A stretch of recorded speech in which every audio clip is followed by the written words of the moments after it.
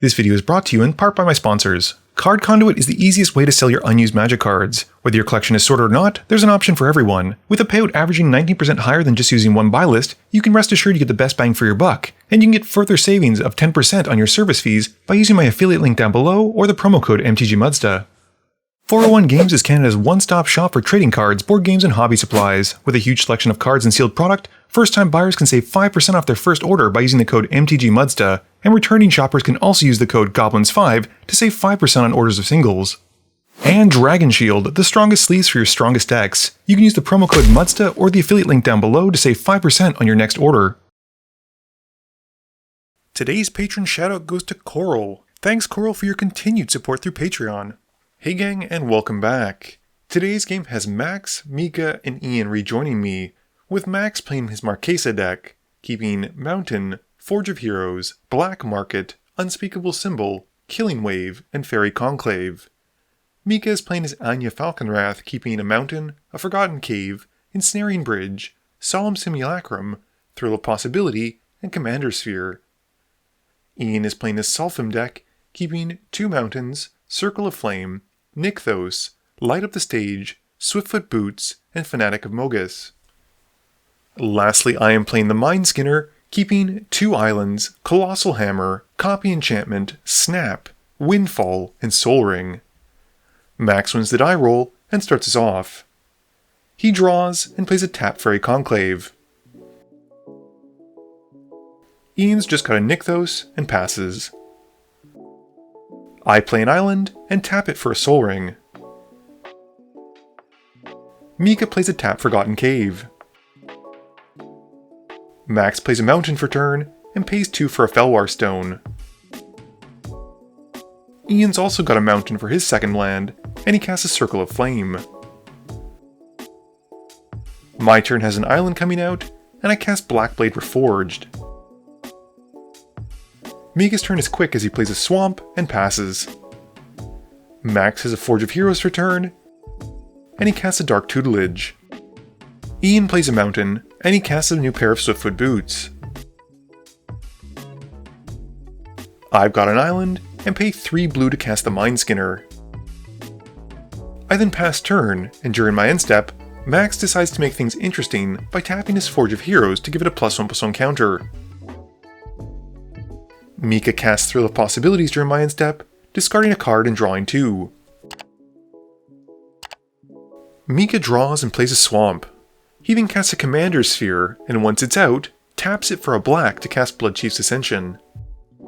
Maximus reveals a Dimir Aqueduct to the Tutelage trigger, taking no damage and drawing a card.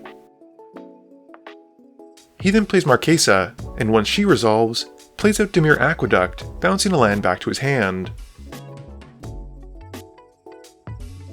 Ian's turn has a Mountain coming in, and he casts Spell Shock and passes. I cast Copy Enchantment in my main phase, and lose 2 to the Spell Shock, and have it come in his copy of Bloodchief Ascension. I then go to combat, swinging the Mindskinner at Mika. The damage is prevented, and each opponent mills 11. During my end step, Mika's Ascension gets a counter, and I move to his turn. Mika draws and plays a Swamp. He then casts Ensnaring Bridge, taking 2 from Spell Shock, and he passes, and during his end step, my Ascension gets a counter. Max reveals a Sarevok's Tome to the Tutelage trigger, losing 4, and draws for turn.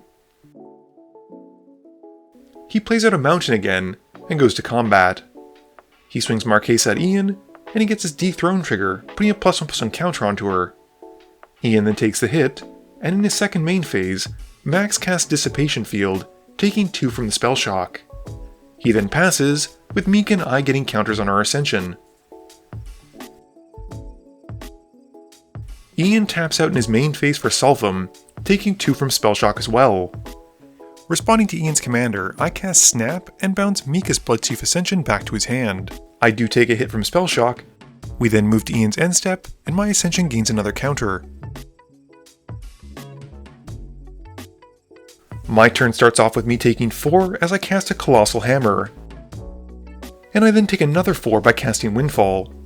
For each of my opponents discarding a card, I drain them for 2, and we all draw a fresh 7 because Max has 7 in hand. I then play a land for turn, and have to pass because Ensnaring Bridge is preventing Mindskinner from attacking. Mika draws and plays Rix Maddie as his land for turn, and then brings out Anje Falkenrah, taking 4 from Spell Shock. Mika then passes, and during his end step, Max casts Brainstorm. He takes 4 from Spell Shock, which is bounced because of Dissipation Field, back to Ian's hand, and Max also gets drained for 2 by my Ascension. Mika also has to discard down to 7, and I get to drain him for another 2 as he pitches Necrogen Mists. Max also decides to tap his Forge of Heroes to give Anje Falkenrah a +1/+1 counter, and we then move to Max's turn. Max reveals a mountain to the tutelage trigger, and then draws for turn.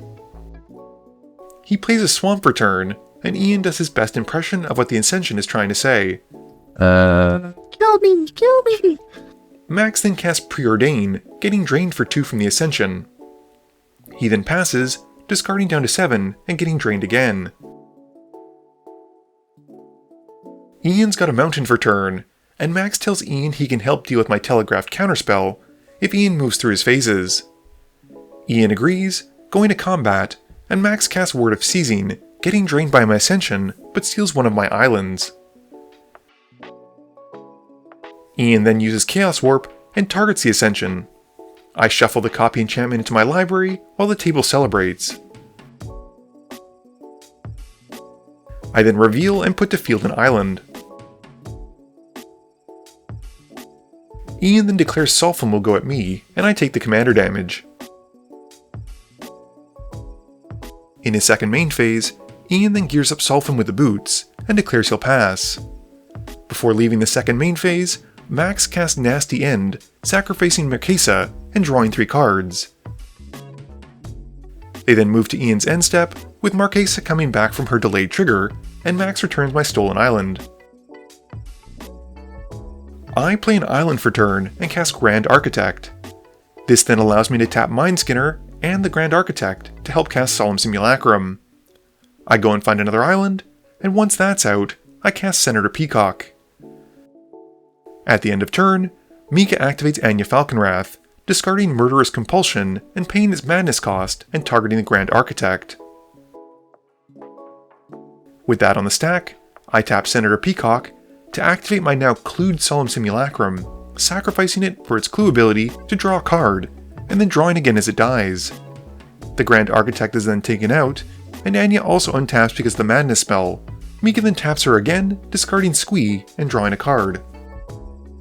Mika returns Squee on his upkeep and draws for turn. He plays a mountain, and then casts Faith of the Devoted.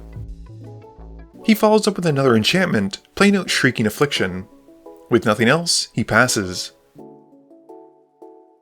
Max reveals Village Rites to the tutelage, losing 1, and then draws for turn.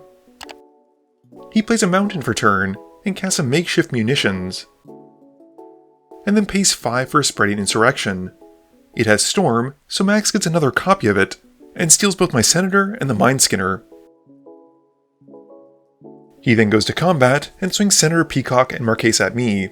They're small enough to go through despite the Ensnaring Bridge, and Max gets his Dethrone trigger to boost them both by a +1/+1 counter.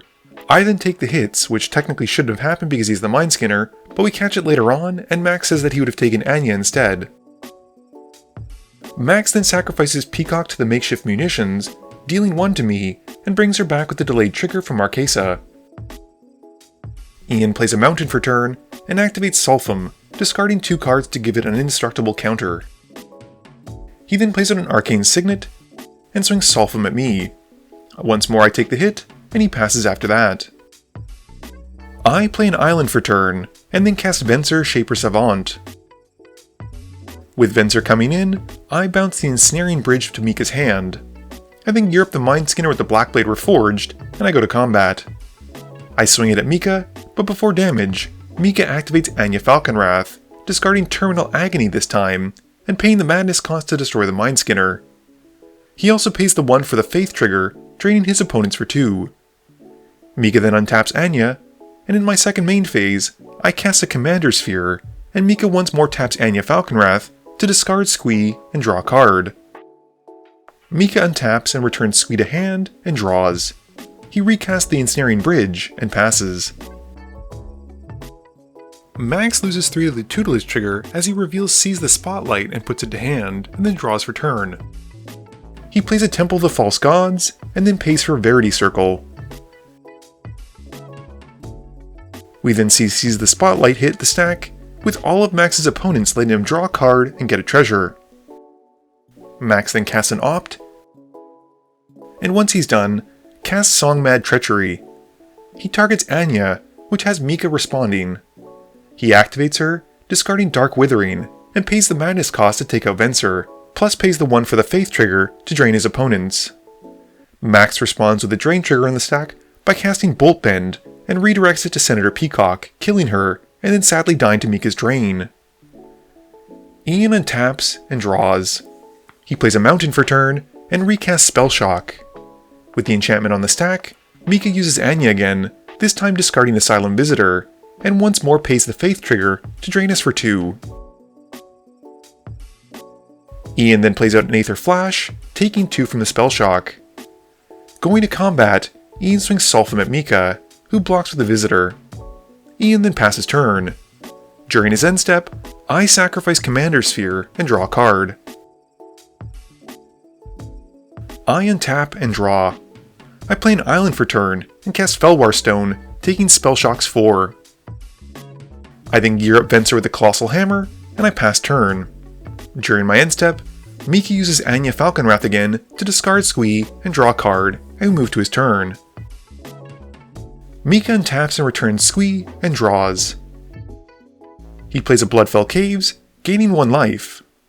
Mika then moves to his end step and discards down to 7. This triggers the Faith of the Devoted, which he pays the 1 to and drains Ian and I for 2. Ian's turn has him drawing and activating Nykthos for 6 mana.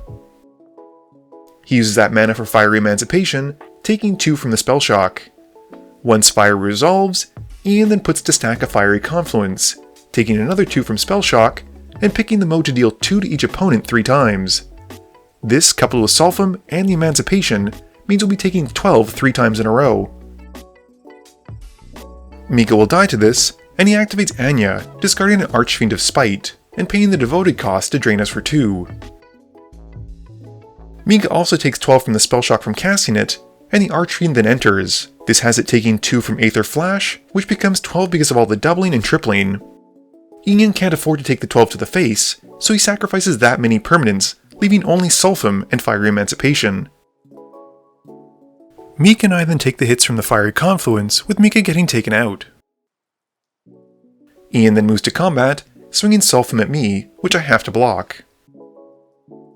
I draw and play an island and recast the Mindskinner. I then cast out a copy enchantment again, and have it come in as a copy of the Fiery Emancipation.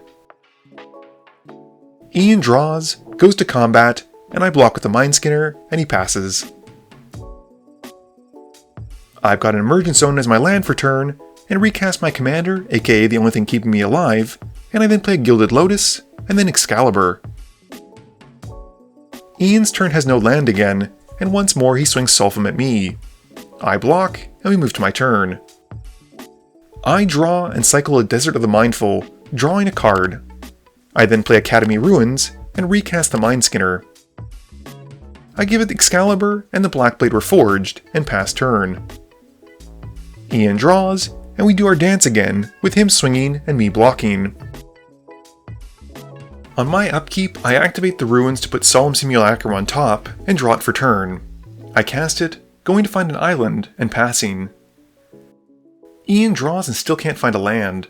He swings Solphim at me, and I block with Solemn, and draw a card as it dies. Once more on my upkeep, the Solemn goes back on top, and I recast it to find an island. At this point I have enough to recast the Mindskinner, doing so, and passing turn. Ian finally finds a mountain for turn, and plays it. He sadly doesn't have a Lightning Bolt in hand, which would be a frankly sweet way to win, and he swings at me again with Solphim. Solemn dies once more, drawing a card, and Ian passes. My turn has me gearing up the Mindskinner with all of my equipments, and I swing him at Ian. At this point we're operating under the assumption that my damage will be tripled, and then prevented to mill Ian, but this is wrong. I'll explain why in the game review, but if we'd known this beforehand, I would have also put Solemn on top to draw it, and then recast it as a blocker. Either way, I win by milling out Ian this turn or the next one, and we move on to the next game. Game review time. This game was about 57 minutes long, and as I said at the end of this game, there was a weird ruling interaction at the end of it. If you looked at my board state, I had a Fiery Emancipation and a Mindskinner. What I thought would happen was I hit with the Mindskinner, triple the damage, and then use the Mindskinner's ability to prevent the damage and mill that many cards. Turns out, this is actually incorrect, as there's already a rule about this, and it's Rule 616.1. It reads, if 2 or more replacement effects and/or prevention effects are attempting to modify the way an event affects an object or a player, the affected object's controller, or its owner if it has no controller, or the affected player chooses one to apply following the steps below. To summarize those effects, you basically just keep applying and repeating the process until all of the effects are done. In layman's turn, what this means is that the person affected by combat damage gets to choose the order of replacement effects in, meaning they can have the Mindskinner's mill ability resolved before any of the doubling effects, meaning it completely negates any of the doubling or tripling. In the case of this game, it meant that Ian would have been able to resolve the Mindskinner's mill first and then the triple, meaning that he would have only milled the normal amount of damage from the Mindskinner. Other than that, I thought this was actually the perfect game to encompass what Red wants to do, which is win and do whatever it takes to blast someone out. And I think Ian did a really good job of exemplifying that. Just look at this picture I took of him after sacrificing most of his board. And I always love when someone's able to copy someone else's effect and then use it even better than they did, which in this case was the Bloodchief Ascension and my Windfall just draining the table out. It was awesome. This video wouldn't be possible without the help from my sponsors, but it definitely wouldn't be possible without the help from you, the viewers, and my patrons. So I just want to say thank you for watching, and to remember, friends are just opponents you haven't eliminated yet.